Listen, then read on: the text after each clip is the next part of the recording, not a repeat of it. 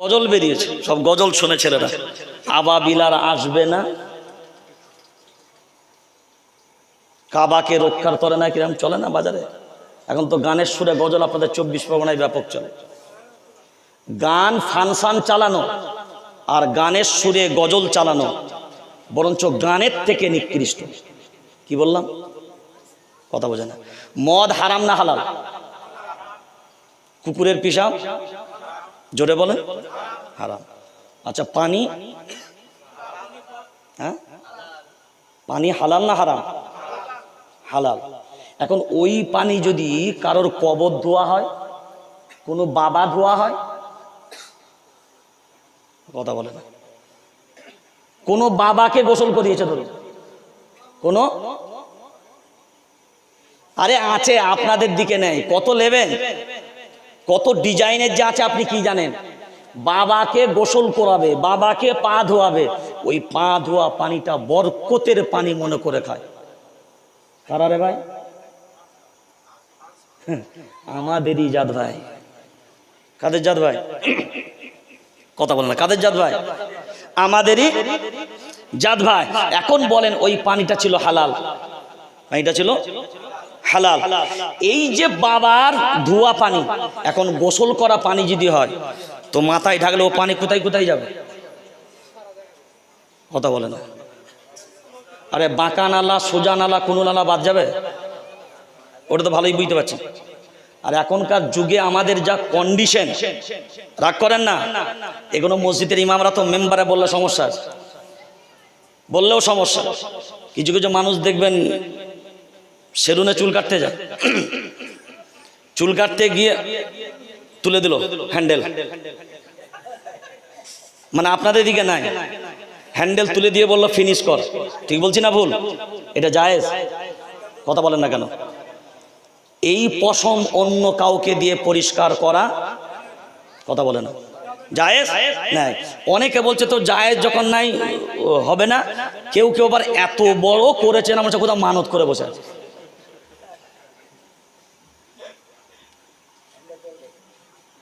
আশ্চর্য! এই যেটা দেখতে পাওয়া যায় সেটা যদি মানত মনে হয়, যেগুলো দেখতে পাওয়া সেগুলো যে কি হয় আল্লাহ পাক ভালো জানে। খবরদার, প্রতি সপ্তাহে এগুলো পরিষ্কার করার নিয়ম। কি বললাম? প্রতি সপ্তাহে। হ্যাঁ, এটা নিয়ম, প্রতি সপ্তাহে। না পারলে 2 সপ্তাহে করবেন, কিন্তু চেষ্টা করবেন প্রতি সপ্তাহে। অন্যকে দিয়ে এটা করাবেন করাবেন না, এটা নিষেধ। দেখেন, নিজে করবেন হালাল, অন্যকে দিয়ে করাবেন জায়েজ নাই, নিষেধ। তো যে পানি বাবাকে ধোয়ানো পানি, যেটা হালাল ছিল, এখন বলেন এ পানিটা কি হবে? এটা মদের থেকে হারাম হবে। কারণ মদটা হারাম করেছে কে? আল্লাহ। পানিটা হালাল করেছেন কে? আল্লাহ। আল্লাহ যেটাকে হালাল করেছে আপনি ওটাকে হারাম বানালেন।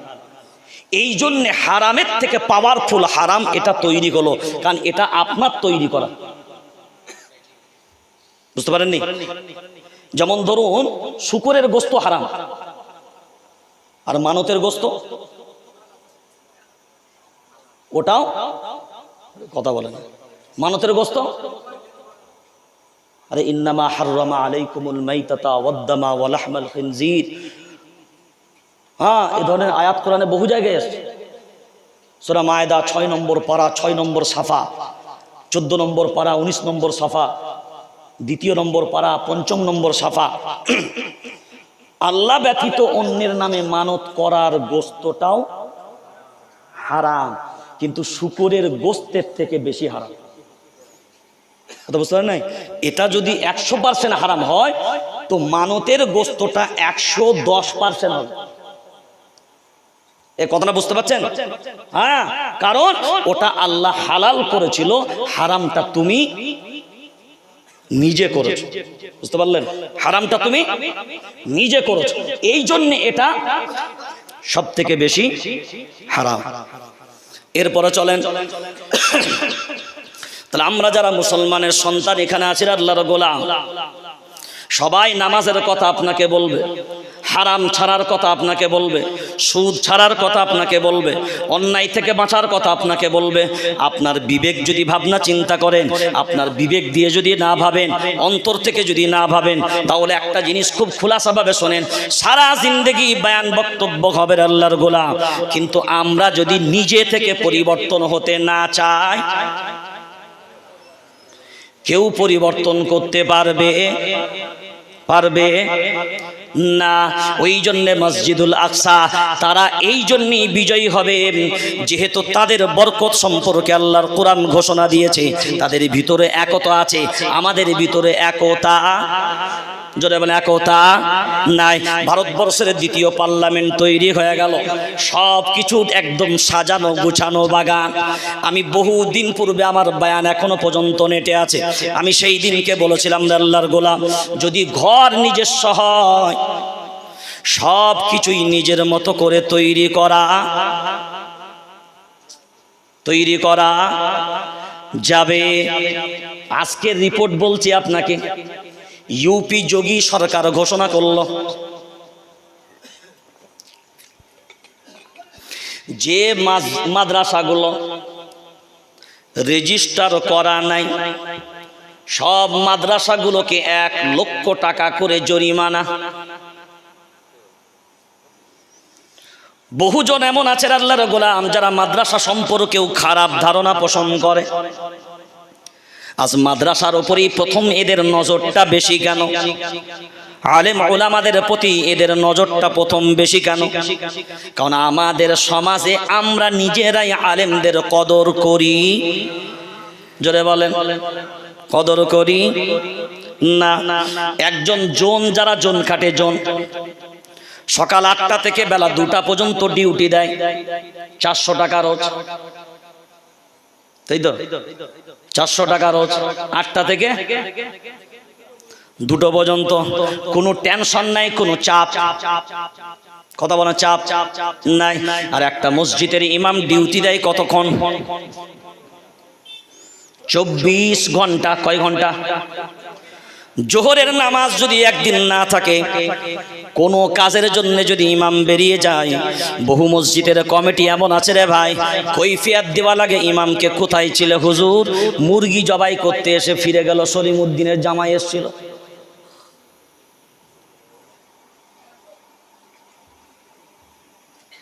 তোমার জামাইকে রান খাওয়াবে, জবাইটা হুজুর করে দেবে।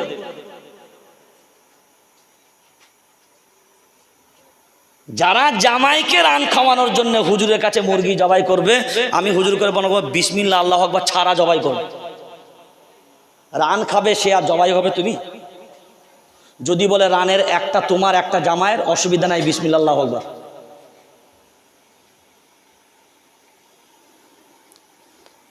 24 পরগনা এলাকা শুধু নয়, আজকে পশ্চিমবঙ্গ সহ ভারতবর্ষের বহু রাজ্য এমন আছে, ইমামদের মাইনের ব্যাপারে কথা তুলতে গেলেই আজ বহু মসজিদ এমন আছে, ইমামদেরকে 4 দিনের বেশি ছুটি দিতে যাচ্ছে।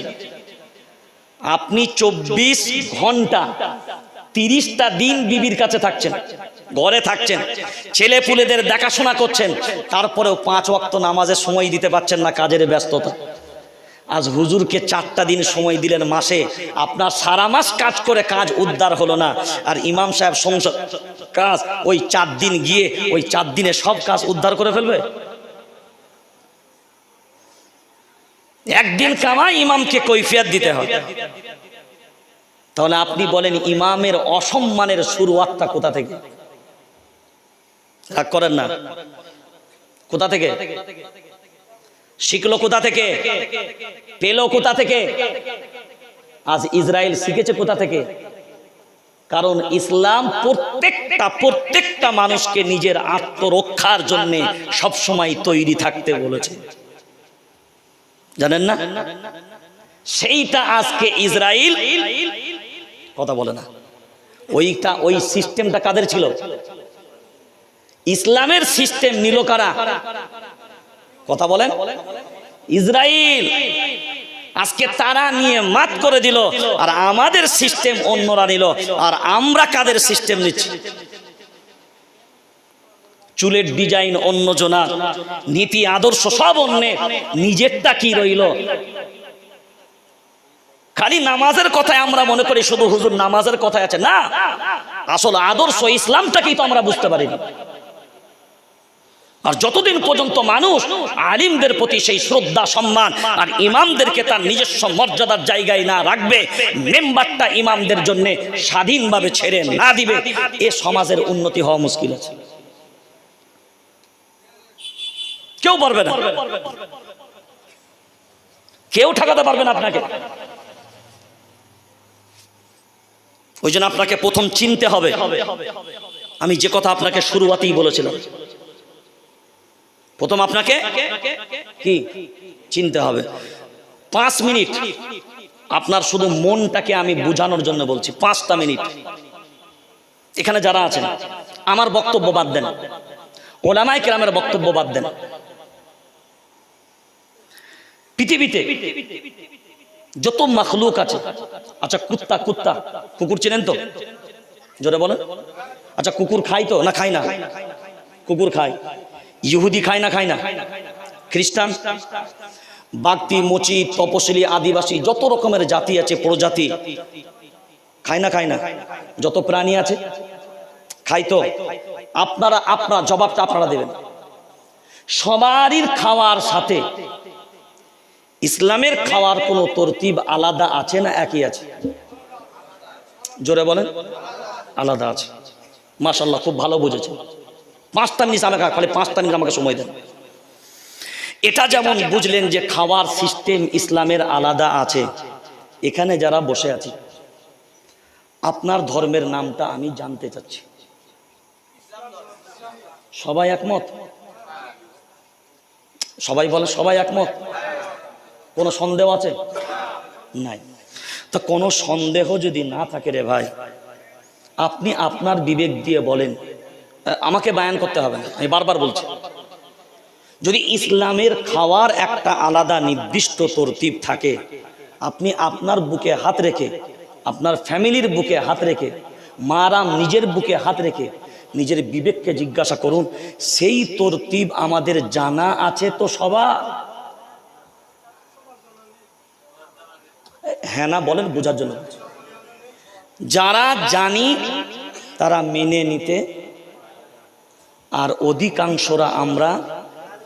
এবার আপনার কাছে আমার প্রশ্ন, যারা জানি না তারা জানার চেষ্টা কোনোদিন করেছে কি? কথা বলে না। তাহলে আমি জানার চেষ্টাও করিনি, আমি জানিও না, আর আমি মানিও না।